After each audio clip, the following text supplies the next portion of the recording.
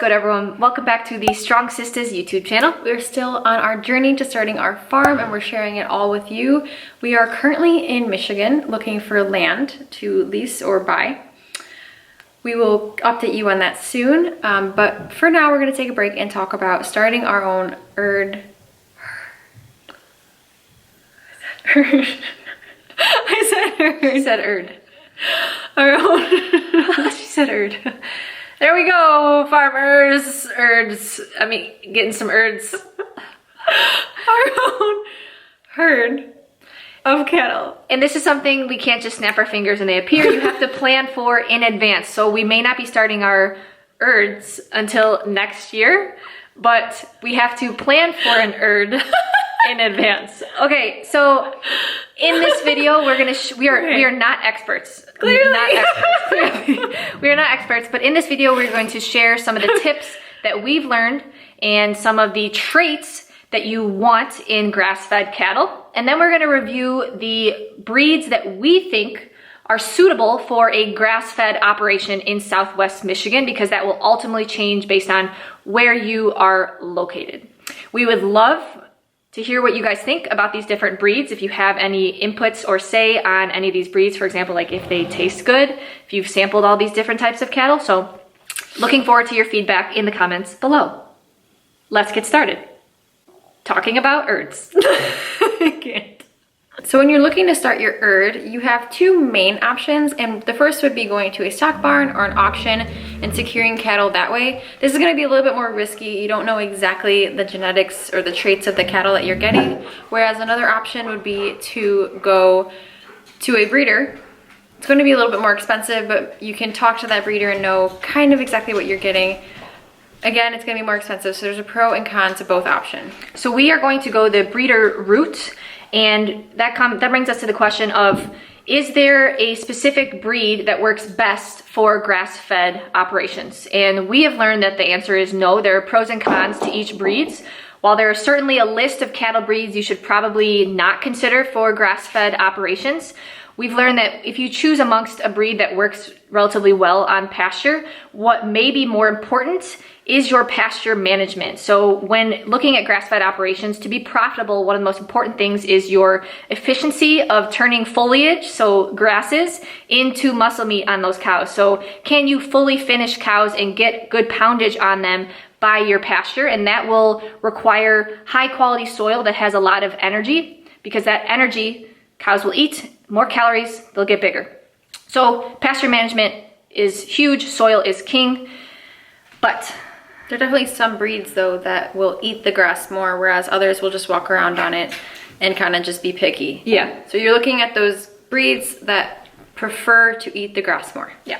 Before getting into the actual breeds, here are 4 tips for when you're selecting your herd. The first would be to try to source your cattle for your herd locally. Okay, here, I'm back. Try to source the cattle for your herd locally. Okay.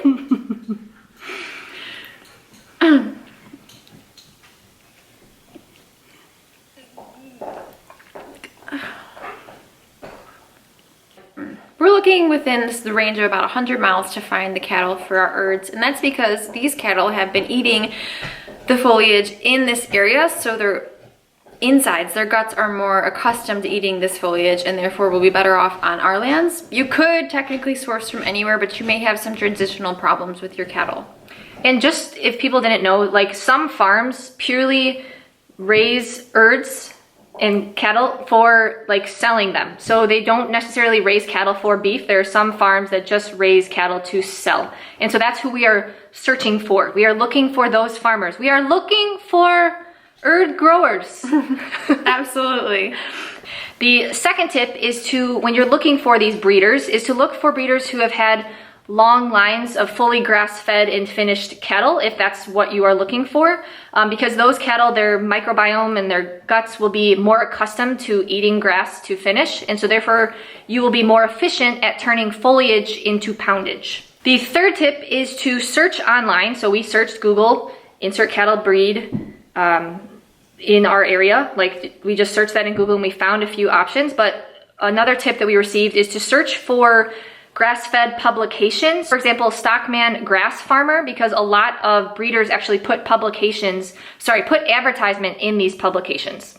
And the fourth tip would be to visit the herd before you buy it. So it would be kind of like doing an online dating app and then marrying the guy before you meet him. You don't want to invest too much in something that you may not like. We'll get into a completely other video, but there's a lot of reasons for that. One of the most important is to you want to see the environment that the cow grew up in, and you also want to see the structures. So you want to look closely at the udders and the legs and stuff. So you check we'll be scouting them out. Speaking of the traits, we are now going to talk about the traits that you'd want of your grass-fed cattle. So we took notes on this so we cannot miss anything. 8 ideal traits for grass-fed cows. So the first one would be docile. So their temperament, you'd want them calm cattle. They're easier to work with, and especially for a grass-based production, you're moving them to different paddocks, so you don't want super rambunctious or super hesitant cattle. Also, they may not eat as much if they're super hesitant on the grass. They may be, if they're high-strung, it's hard to finish them.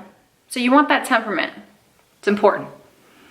Okay, the second ideal trait is early maturing calves, since they will begin building muscle, which translates to meat, faster than later maturing breeds. So that's something to consider. Okay, and related to that, they should gain weight relatively quickly. So you want them to be fast gainers, so they can reach between 800 to 1,000 pounds within that 2 years of age that it takes to finish a grass-fed cattle. And again, this is very relative. So this is relative to other grass-fed operations. That would be very slow in a CAFO or feedlot operation. And then also some people would think that that's small, but one of the tips is actually to find a smaller frame cattle.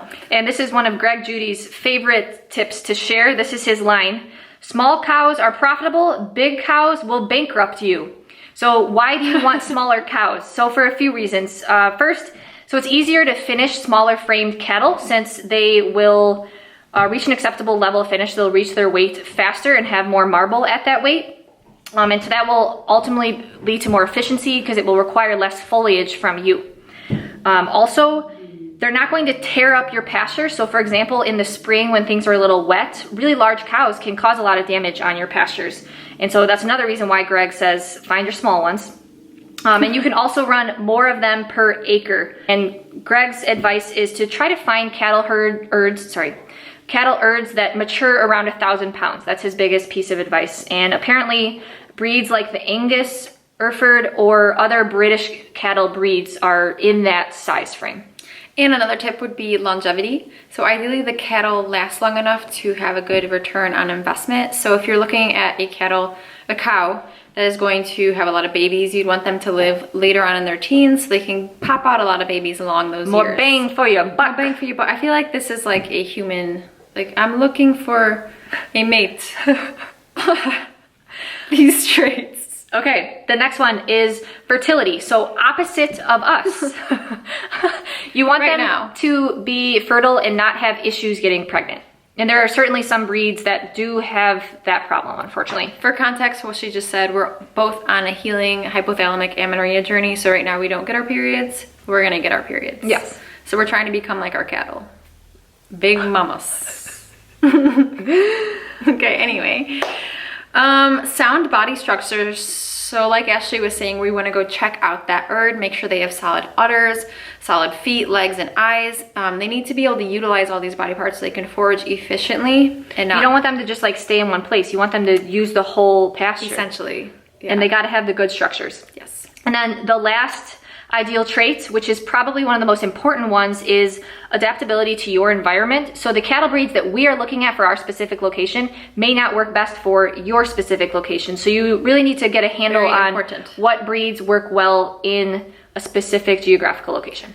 Yes. All right, so finally on to the breeds that we are looking at. Just a reminder, these breeds are based on our geographic location. So we specifically chose ones that do well in our environment. So these probably won't pertain to somebody who's on the other side of the country. So just a heads up.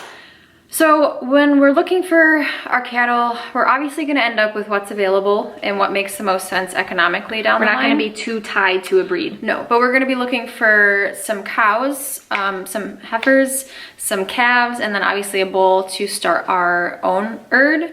And so a cow is so I know there's a general term of cow, but that's actually referring to a female cow who has had babies. Heifers have not had calves yet, and then calves are obviously the babies, and then bulls are obviously the men who are not, so they can still have babies. Whatever that is, let your mind. What I mean. So some of the breeds that we're looking at are heritage breeds. So it's like heritage versus just more commercial breeds. The heritage breeds have a long history of development. They may be a little bit more well-rounded, and then some of these breeds are extinct, so they all fall on a spectrum of being extinct. And so one cool thing about heritage breeds, if you raise them, you could be helping to conserve that breed, which I am really interested in. Along the same lines, you could market that you are raising and selling heritage breeds, and some consumers may be interested in that. So we want to hear from you all. Would that be something that is like cool to you guys? Would you want to buy heritage breed? Do you care? Or, so just as an example, like one heritage breed is the Galloway cow, whereas more of a commercial is like the Angus. If you were choosing between those two, which one would you select? Do you have a taste preference? But they may come with a different price, because heritage breeds may not be as profitable because they may not be as efficient. Yeah, I think that commercial breeds, some commercial breeds they mature faster. So they've been bred to be more efficient, whereas heritage lines are preserved. Yeah. So that's two different things you need to consider. And some of the cattle that we are looking at are heritage breeds. That's definitely where we started. Heritage breeds are great for homesteaders because a lot of them can be like multi-purpose, so they can do the milking and the beef. Whereas like, for example, Black Angus is like a cow that has been bred for that beef only. You know what I'm saying? No, it's just saying. No, it's just saying. Okay. Okay, so we're now gonna go through the list of specific breeds, and again, we have notes on them. We have some general information about the breeds and then some pros and cons. And remember, we wanna hear what you guys are most interested in. Yeah, we're curious. Okay, so the first one is Galloway, and we're specifically interested in the belted Galloway. And so one of the biggest pros, in my opinion, is like they're really pretty. They are very cute. They're cute. They are sometimes called Oreos. But that does not lead to profits and meeting meat margins. Okay, so the Galloway are a Scottish breed, and they are popular in the Midwest, so they do well in the climate in the Midwest. Belted Galloways and Galloways are heritage breeds, and they are primarily a beef breed, but they can be milked. They have a calm, friendly disposition with humans, and they are gentle and easy to handle. Very good, very good. The belted variety is sometimes considered a novelty animal and is not always bred for quality and health. It's almost like, can be seen as like a show breed sometimes. A lot of the breeders we talk to show their belties. So yes. I can see myself doing that. Must find reputable sources and must go look at those herds. Okay, so for the pros, they're cute. They're a good size. They fall under Greg Judy's good size. They thrive in the harsh winters because they develop this thick, curly coat. Similar to this. So I can vibe with the Galloways. That provides warmth, protection, and then they shed the coat in the summer. They can maintain and gain weight under poor quality grazing conditions. They can finish on grass alone. They do have good longevity. Cows often calve annually until ages 15 to 20, so that's good. You would get some good bang for your buck. They have good fertility, good calving ease. And apparently their meat has good flavor. We've had it one time. I don't really remember it too much though. But I'm curious if you guys have ever had Galloway and what you think of the flavor. Absolutely. And then some cons is that there could be some genetic defects due to breeding for appearance. So that, again, you have to get a reputable source. Slow growth relative to some other breeds. That's, again, goes back to that like heritage versus commercial sometimes. And they can be slightly intolerant to sun in hot summers. So that pretty much wraps up the Galloway. You want to do the next one? Sure. All right. The next breed that we're looking at is the Red Pulse. This is also a heritage breed, so it would be good for homesteader where it could have been dairy in the past, but I think now it's more bred for meat purposes. Okay, so they're quiet, docile nature, good-mannered, and easy to handle, but they are spunky, curious, and intelligent. That sounds awesome. That's like the Fun. Ideal person. And they are a British breed. And they're British. So now I'm going to go over the pros. So those are obviously all pros, but more specifically, they have good health. They're adaptive to most climates, so that's good because we do have hot summers here, but also very cold and snowy winters. They're low maintenance, consistent performance on grass. Consistency is good. good longevity, early puberty, and the ability to put on muscle quickly. Man, wow. Superior fertility, like this is the one. Calving ease. Calving, okay. So now we have urds, and then we're going to produce calves. Our urds produce calves. Okay. Our urds have good calving ease. I need to put pronunciation on our notes sometimes, I guess. Okay, I read things really specifically. Okay. High meat yield, yes. Good beef flavor, texture, and tenderness. So in all seriousness, that sounds like a really good pro list. So it does. Let's dive into the cons. What's wrong with the red polls? Moderate scarcity. A little bit hard to find some good breeders. Okay, that can be frustrating because they're rareness, they may be more expensive. They may have calving problems when allowed to calve before 3 years old.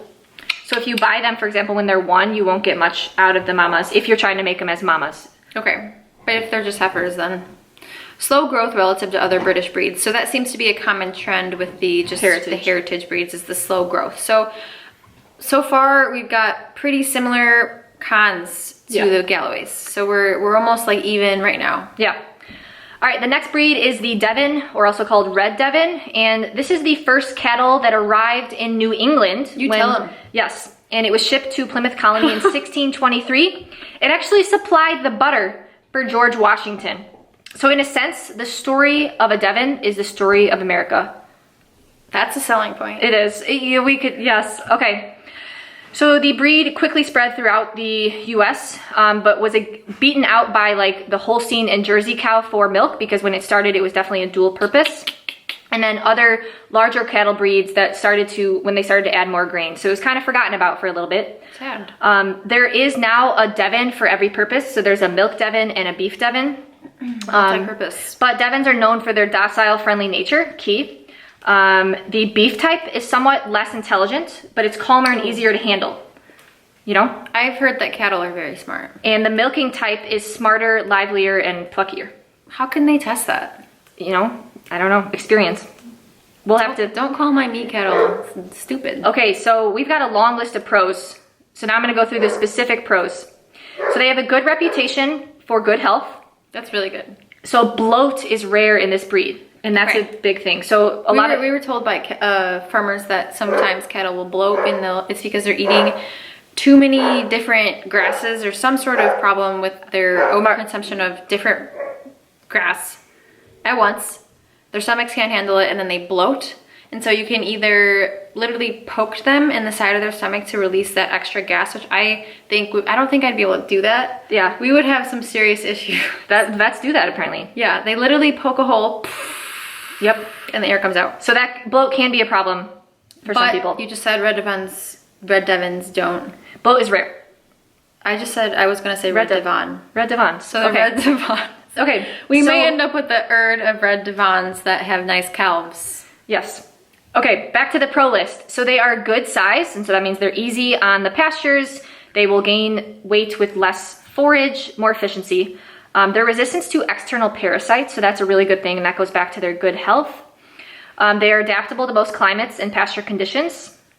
They have a strong foraging instinct, so that's what we meant when we were saying earlier, there are some cows that will graze all day and will not really be very picky, and then some cows that will just move around and munch on grass every once in a while. You want those ones with the foraging instincts. They have good longevity. They have early maturity and good fertility. They have few calving problems, and that's very important because one of the, it's just... Few what? Calving, sorry. Few calving problems, and that's super important because if you lose a calf, that's another year, right, that you have to wait for another calf. So that's a lot of time. Apparently they can produce calves even in like the most harsh extreme conditions, like in winter and summer. So they have good udders, and they are good mothers. They have a thick coat that is curly and long in the winters, and then their coat changes and becomes sleek and short in the summers. That's cool. Yeah. And the beef type actually grows fast and finishes well on grass alone, and it is a juicy, tender meat. Okay. So there's a lot of pros for the Red Devons. It seems like they have adapted to being very good in different temperatures, whereas the Galloways, we might see that problem in the summers. Yeah. So some of the cons that we found from a few sources are, one, the trend, though, so there's always a trend for bigger bulls. For some reason, bigger is better. I'll let you, okay, we're gonna move past that. Trend for bigger bulls is starting to cause calving problems in the beef type. So again, that kind of goes back to the scarcity problem. It's hard to find like the good quality ones. Okay. Lower quantities of beef than some of the more popular breeds. But I think Really? that's, yeah. That's subjective though. Yeah. The rate at which these cattle Get mature is slow. yeah, oh, sorry, their maturity rate is slow. And so that means they won't gain as fast as, like, as quickly. Okay, so that's been a common con for all three so far. Yeah. This is the first time we're going through these lists together, by the way, so we're like, Yeah. we're with you right here. Okay, so that wraps up all of the heritage breeds that we are looking at and that we What happened think to the are Highland? suitable. I don't think that Highland are going to be the best option. What do you guys think? I'm putting in Highland cattle right here. They're very cute, pro. They are, but I think that their growth is a lot slower than some others. Okay, but how is it relative to those other three? I've heard slower. But Okay, so what's curious your what you opinion guys on think. Highland cattle? Yes. All right, so like she said, moving on to non-heritage breeds. So We're only doing one. one. Yeah. So Angus, Black or red. black or red Angus. So I'm gonna read non-heritage breed we are looking at. Note. Red is apparently good at handling the heat better in the summer, so that would, that's not that relative to us. So one of the most popular breeds is used at white oak pastures. Dr. Roundtree at Michigan State University, who is like the soil master in Michigan, has red Angus cattle. So they're the leading grazers in the Midwest. So you can definitely, just like we were talking about, you can mark it as having a heritage breed. You can definitely mark it as having Angus. black Angus beef. I'm sure you've seen that at the grocery store. I don't really know like how much merit that has, but it is a marketing term. It is. And it's a British breed. Okay. Pros, so specific pros. Availability, like I said, you've probably seen this word all the time, Angus. Adaptability to climates, that's good. Longevity, fertility. Generally good calving ease.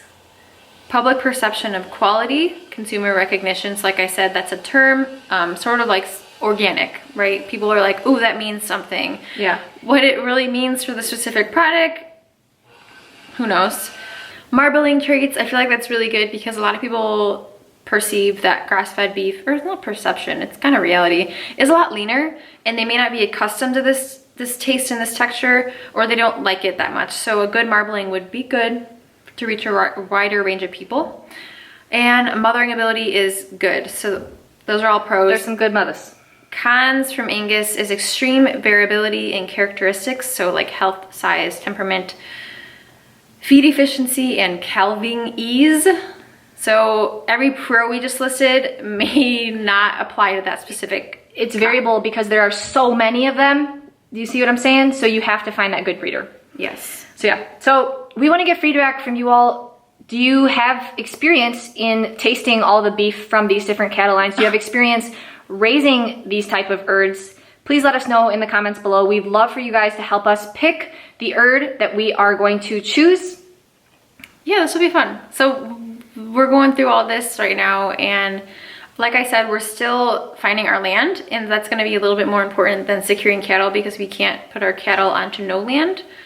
Well, the amount of land that we get will dictate how many cattle we should probably start off with. But also it's important because say you do want to go the more breeder route and you have your heart set on a specific breed, which I don't really recommend because there is always disappointment in life, but it's something to look into in advance. So we're excited to get this figured out on our end. Plus, there's this whole crazy road that we're going to go down eventually of what type of breeding system that we have at our farm, whether we keep that specific breed. So let's say we just go with belted Galloways because they match my hair.